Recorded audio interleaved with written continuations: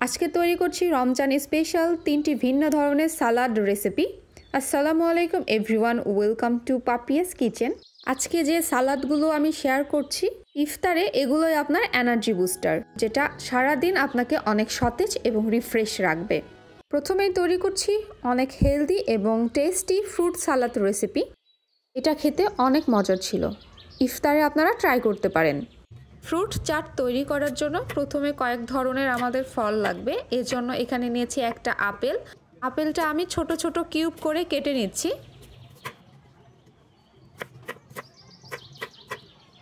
এরপর নিয়েছি 4 থেকে 5টা খেজুর। খেজুরের মাঝখান থেকে বীজটা ফেলে দিচ্ছি এবং এটাও ছোট ছোট কিউব করে কেটে নিচ্ছি।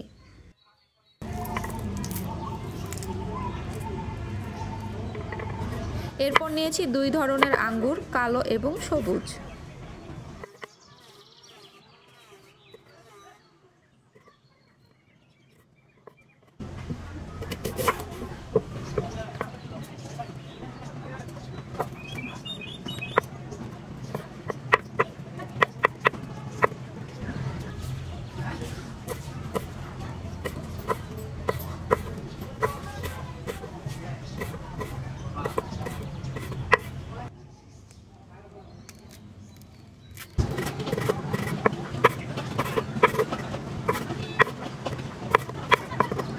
এভাবে করে সব ফলগুলো আমি কেটে নিয়েছি। এবার একটা মিক্সিং বোলে কেটে রাখা ফলগুলো নিয়ে নিচ্ছি।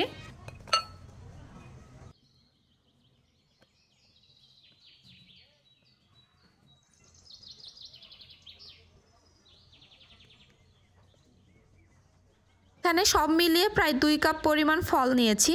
আর এর মধ্যে দিয়ে দিচ্ছি 1/4 টেবিল চা চামচ বিট লবণ, 1 টেবিল চা চামচ ফ্রেশ লেবুর রস, 1/4 টেবিল চা চামচ চাট মশলা।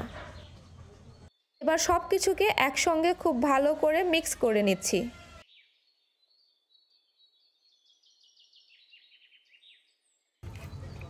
সবশেষে এখানে দিয়ে দিচ্ছি পুদিনা পাতা।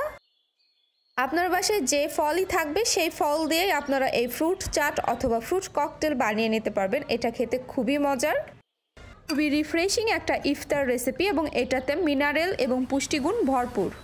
আশা করছি রেসিপিটা আপনাদের অনেক ভালো লেগেছে। এবার চলে যাচ্ছি সেকেন্ড রেসিপিতে, আর সেটা হলো এগ সালাড রেসিপি। এটা একটা পারফেক্ট এনার্জি বুস্টার, খেতে অনেক অনেক মজার ছিল। ইফতার টেবিলে ঝটপট এই সালাড তৈরি করে নিতে পারেন। এই সালাড তৈরির জন্য প্রথমে আমি এখানে টমেটো নিয়েছি। টমেটোটা আমি নাইফের সাহায্যে কেটে নিচ্ছি। টমেটোর ভিতরে যে বীজগুলো রয়েছে সেগুলো আমি ফেলে দিচ্ছি। এবার টমেটোগুলো ছোট ছোট কিউব করে কেটে নিচ্ছি।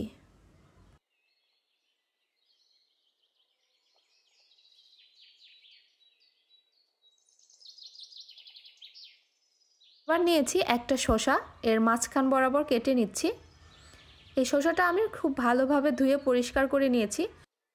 শসাগুলো একইভাবে ছোট ছোট কিউব করে কেটে নিচ্ছি। এবার এখানে নিয়েছি একটা সিদ্ধ মুরগির ডিম।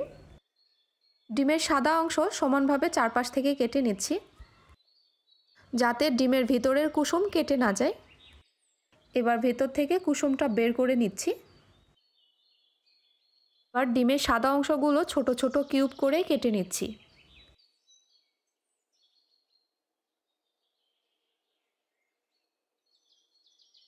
সেম ওয়েতে ডিমের কুসুমও আমি 4 ভাগ করে কেটে নিচ্ছি। এবার সবগুলো উপাদান আমি সাইডে রেখে দিচ্ছি। এবার এখানে নিয়েছি বড় সাইজের একটা মিক্সিং বোল। এবার এর মধ্যে দিয়ে দিচ্ছি কিউব করে কেটে রাখা শসা। এবার দিয়ে দিচ্ছি ডিমের সাদা অংশ, কিউব করে কেটে রাখা টমেটো, 2 টেবিল চা চামচ পেঁয়াজ কুচি, কিছুটা পরিমাণ ফ্রেশ ধনেপাতা কুচি। এর উপর দিয়ে দিচ্ছি ডিমের কুসুম। এবার অ্যাড করছি 1 টেবিল চা চামচ পরিমাণ কাঁচামরিচ কুচি, 1/4 চা চামচ কালো গোলমরিচ গুঁড়া এবং স্বাদমতো বিট লবণ। সবশেষে অ্যাড করছি 1 টেবিল চা চামচ সরিষার তেল। এর পরিবর্তে সমপরিমাণে অলিভ অয়েলও ব্যবহার করতে পারেন। এবার চামচের সাহায্যে এগুলো একসঙ্গে মিক্স করে নিচ্ছি।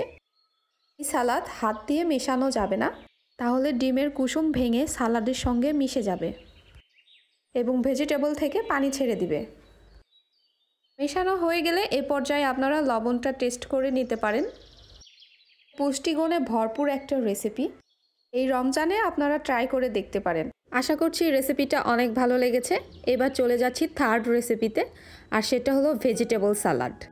পুষ্টিগুণে ভরপুর আর সঙ্গে টক দই থাকাতে এই সালাদ অনেক অনেক মজার। আশা করছি আমার এই রেসিপিটাও আপনাদের অনেক ভালো লাগবে। এটা তৈরির জন্য প্রথমেই লাগছে কয়েক ধরনের ভেজিটেবলস। প্রথমে আমি একটা পাকা টমেটো ভালোভাবে ধুয়ে চিকন চিকন স্লাইস করে কেটে নিচ্ছি। এরপর নিয়েছি লেটুস পাতা, আপনাদের হাতের কাছে যদি না থাকে তাহলে দরকার নেই। এবার কেটে নিচ্ছি মিডিয়াম সাইজের একটা পেঁয়াজ। এরপর একটা মিক্সিং বলে কেটে রাখা একে একে সব ভেজিটেবলসগুলো নিয়ে নিচ্ছি। প্রথমেই দিয়ে দিচ্ছি লেটুস পাতা, তারপর দিয়ে দিলাম টমেটো, এরপর দিয়ে দিয়েছি গাজর, দিয়ে দিয়েছি অল্প কয়েকটা কাজু বাদাম এবং পেঁয়াজ কুচি, সবশেষে বাঁধাকপি আর লবণ দিয়ে এটা খুব ভালোভাবে একটু মেখে নিচ্ছি। লবণ দিয়ে ভেজিটেবলসগুলো মাখানোর ফলে ভেজিটেবলস থেকে অনেক পানি ছেড়ে দিবে। এ পর্যায়ে আমি ভেজিটেবলস থেকে চেপে চেপে এভাবে আমি পানিগুলো ঝরিয়ে নিচ্ছি। এই ভেজিটেবল সালাড তৈরির আগে অবশ্যই পানিগুলো ঝরিয়ে নিতে হবে, তাহলে একটা পারফেক্ট কনসিস্টেন্সির সালাড তৈরি করতে পারবেন। এবার পানি ঝরানো ভেজিটেবলসগুলো অন্য একটা মিক্সিং বলে নিয়ে নিচ্ছি, আর তাতে দিয়ে দিচ্ছি 1/4 কাপ টক দই। এরপর দিয়ে দিচ্ছি স্বাদমতো লবণ, দিয়ে দিচ্ছি 1/2 টেবিল চা চামচ মেয়োনিজ, এরপর দিয়ে দিচ্ছি 1/4 টেবিল চা চামচ কালো গোলমরিচ গুঁড়া, তারপর দিয়ে দিচ্ছি 2 টেবিল চা চামচ টমেটো সস। সবশেষে ফ্রেশ লেমন জুস দিয়ে আমি সালাডটা মাখিয়ে নিচ্ছি। টক দই সালাডে অ্যাড করার আগে অবশ্যই টক দইটা খুব ভালোভাবে ফেটিয়ে তারপর ব্যবহার করবেন। সালাডটা মিক্স করা হয়ে গিয়েছে, এবার আমি পরিবেশন করে নিচ্ছি। এটা দেখেই কিন্তু লোভ লাগছে। এই সালাডটা আপনারা এমনিও খেতে পারেন, অথবা পোলাও, তন্দুর, পরোটা এগুলোর সঙ্গেও পরিবেশন করতে পারেন। খেতে অনেক মজার। আশা করছি আমার রেসিপিগুলো আপনাদের অনেক ভালো লেগেছে। আসছে রমজানে ইফতারে আপনারা এইরকম সালাড তৈরি করে নিতে পারেন। রেসিপিগুলো ভালো লাগলে অবশ্যই লাইক, কমেন্ট এবং বেশি বেশি শেয়ার করবেন। যারা ফেসবুক পেজ থেকে দেখছেন অবশ্যই ফলো দিয়ে রাখবেন। আজ এখানে বিদায় নিচ্ছি। সবাই অনেক ভালো থাকবেন। আল্লাহ হাফেজ।